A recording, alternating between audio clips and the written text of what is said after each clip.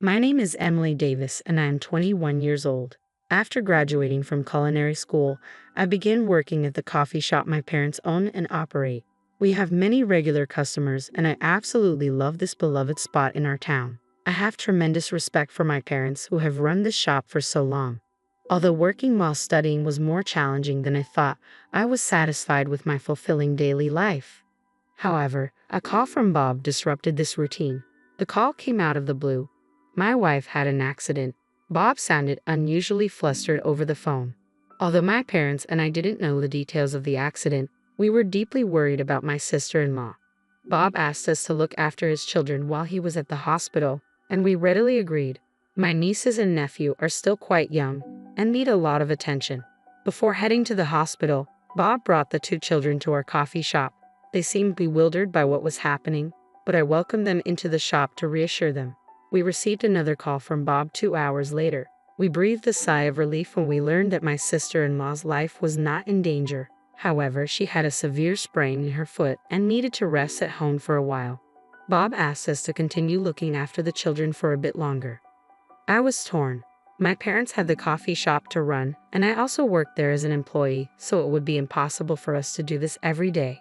After discussing with my parents, we agreed that I would take care of my nieces and nephew for about 2 weeks. At first, I was nervous about whether I could take proper care of them.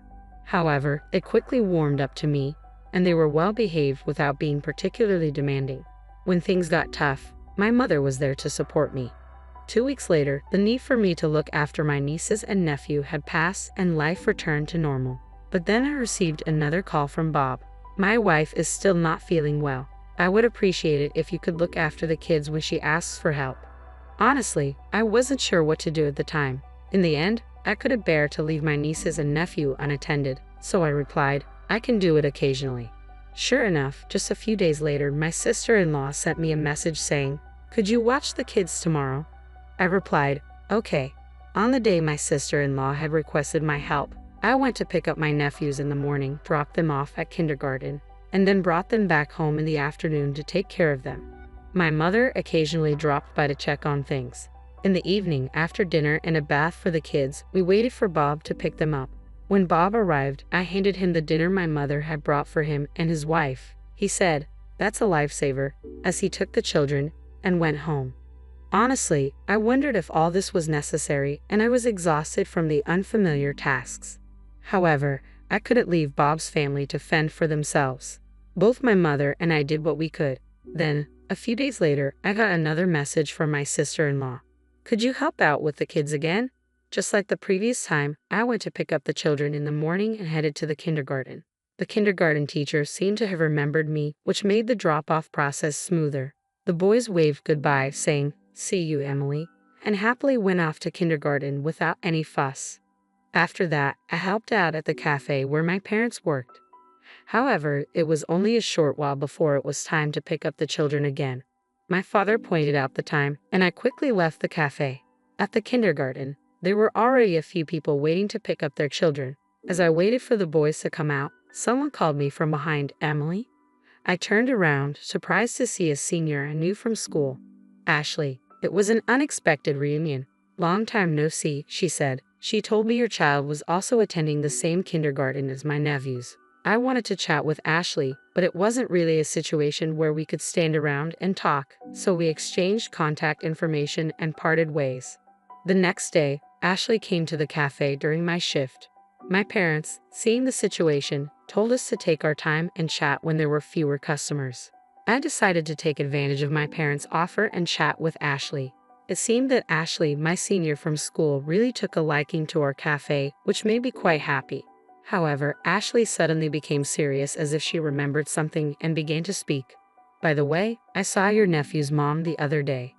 I blinked in surprise at the unexpected topic and just nodded in response. Really? Yeah. I didn't speak to her, but I have talked to her before, so I'm certain it was her. But there's something. Ashley seemed to struggle to find the right words, piquing my interest, so I urged her to go on. The contents of her words left me astonished. Moreover, it seemed my mom overheard Ashley's conversation, and our eyes met. After Ashley left, I asked Mom what she thought about what had been discussed. Let's keep an eye on the situation a little longer. I nodded in agreement. Then, one day, I got a sudden call from Bob. I couldn't pick up immediately, and the call ended, but noticing multiple missed calls in my call log, I quickly called him back. What the hell is going on? I was confused and asked him. Bob spoke in a voice that seemed to suppress his anger. Apparently, he went home to pick up something he'd forgotten and found the kids home alone in a house that should have been empty. I was shocked at Bob's story. At the same time, a question arose. Why am I the one being yelled at? My question seemed to further ignite Bob's anger. My wife told me she asked you to take care of the kids today, and yet you left them alone. And you have the nerve to talk back to me. I was taken aback by Bob's words, but there were several things I couldn't agree with, so I retorted. Yes, your wife sent me a message, but I told her I couldn't do it today. Mom fell ill last night, and we are short-staffed. I have to work at the cafe and don't have time to look after the kids. Upon hearing my explanation, Bob went quiet. According to my wife. Then he asked me a question. She said every time she asked you to take care of the kids, you complained and demanded to be paid. Is this true? I couldn't help but raise my voice in the middle of the conversation. What? I've never said anything like that. I've never explicitly asked for money. I've spent on the kids, and Mom should know that too. If you have doubts, why don't you ask her? When I retorted in an angry tone, Bob fell completely silent. Then he muttered, So what was that story about the money my wife was talking about? I have no idea. You should ask your wife about it. I stated clearly. Bob, sounding tired, said, I'll do that. Although I was hesitant to pile on with my next revelation, I couldn't stay silent after hearing the current conversation and decided to share what I'd heard from Ashley. After hearing the story, Bob said in a genuinely exhausted voice, Give me some time to think, and hung up the phone. Afterwards, as I started to calm down, I became worried about Bob and decided to tell Mom what I had said to him. A while passed without any word from Bob, and during that time, my parents and I were worried.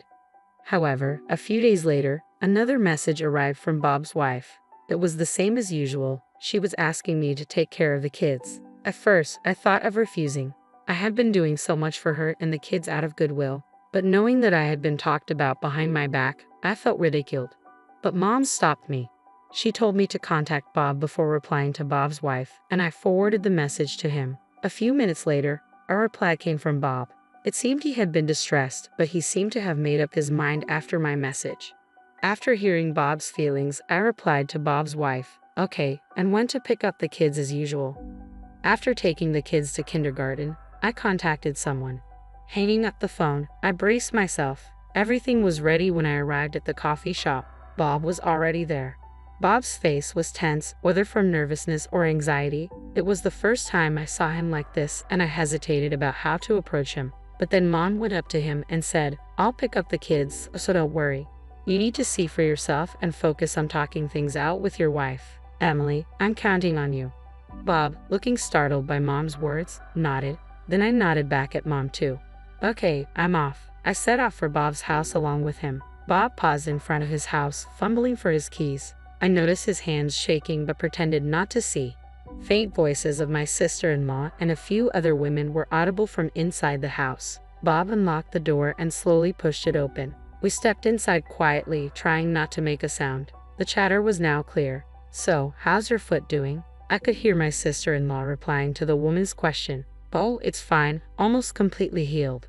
Oh, I knew it. I thought the strange feeling I had recently seemed to be resolved.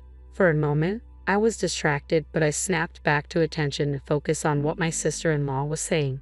But once it's fully healed, my husband will probably find out, and I will be able to laze around like I can now. Oh right, your sister-in-law and her parents are looking after the kids, aren't they? How lucky. Yeah, really lucky that Emily isn't married. I'm so grateful to have an unemployed single homebody living at home. Hearing my sister-in-law's words, I felt my body getting hot with anger. I had suspected that we might be being exploited by my sister-in-law, but I hadn't imagined she would think this way. I reached my limit, burst open the door to the living room, and stormed in. My sister-in-law looked shocked when she saw me. I glared at her and said, Yes, I'm not married and I'm living at home, but I'm not exactly idle. I thought we were helping out because you guys were in trouble. I didn't think you would talk about it like this.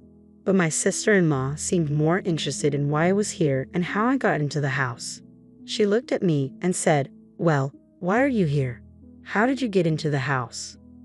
I felt a tap on my shoulder to step back.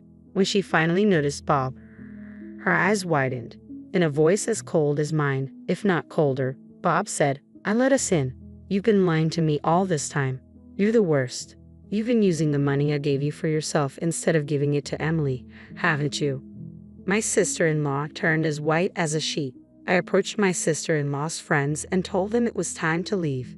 Everyone left with awkward expressions on their faces. Among them, there was one person who made eye contact with me as she left. That was Ashley. Ashley had previously had interactions with my sister-in-law. However, Ashley seemed to have some concerns about my sister-in-law's recent behavior, and when we unexpectedly met again, she offered to help with the situation. Once all of the friends left, my sister-in-law began to talk, crying. To make her story short, this was her excuse. Ever since the birth of their second child, taking care of the kids became increasingly difficult. Bob was always busy with work and couldn't help with childcare or housework, which was tough. When she got injured, my mother and I began to help out, and things got a lot easier. Because of this, she ended up relying on us. About the money Bob gave her, she hadn't had any disposable income since getting married, and she couldn't resist using the money because of this. Frankly, I wasn't convinced by my sister-in-law's excuses. Perhaps sensing my feelings, Bob suggested it was time to leave for the day. I took his advice and left Bob's house. When I got home, my mother was waiting with a worried look on her face. It seemed like my dad was looking after my nephews, so I took this chance to explain everything to my mother. She made a complicated expression and said, "I see.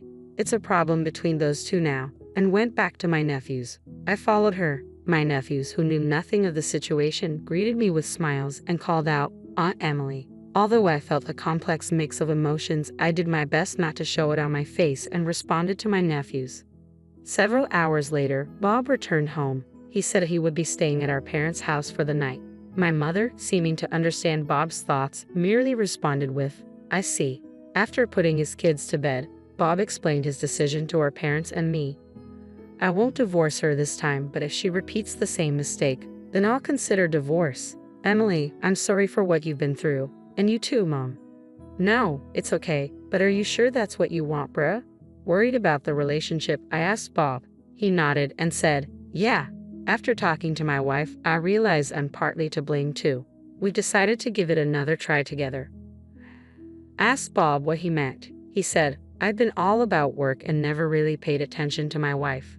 I also left the kids entirely up to her. I now realize that this might have put undue pressure on her, and I've been unfair to our kids. I should have spent more quality time with them." Listening to Bob, I honestly had mixed feelings, but Mom said, "I get it. As an individual, it's hard to forgive what your wife did to us. But as a wife and a mother, I can't say I don't understand the feelings at all. If this is the decision you both have made, I won't oppose it, but make sure you don't involve others in your problems again." At Mom's words, Bob nodded, biting his lip. Since then, neither Bob nor my sister-in-law has asked anything of me. I haven't seen her even once. It must be awkward for her to face me. My father is angry, saying she can't even apologize, but truthfully, I prefer not to see my sister-in-law to avoid bringing back unpleasant memories. When I told Bob this, he promised, "I understand. I'll try to avoid having you and her meet as much as possible." Thanks to that, my everyday life returned to normal. Hearing the sound of the bell, I turned around. At the entrance stood Bob with my nephews at his sides. Letting go of Bob's hand, my nephews raced over to me, calling out my name, "Aunt Emily." I happily responded with a smile to my adorable nephews. While the kids were chatting with my parents over cake, Bob quietly told me that although my sister-in-law was remorseful, she disliked the kids going to see me because they were fond of me. But hearing that, I couldn't help but think she had brought it upon herself. There may come a time in the future when I have to face her again. However, right now, it doesn't seem likely that I will forget what my sister-in-law did to me anytime soon.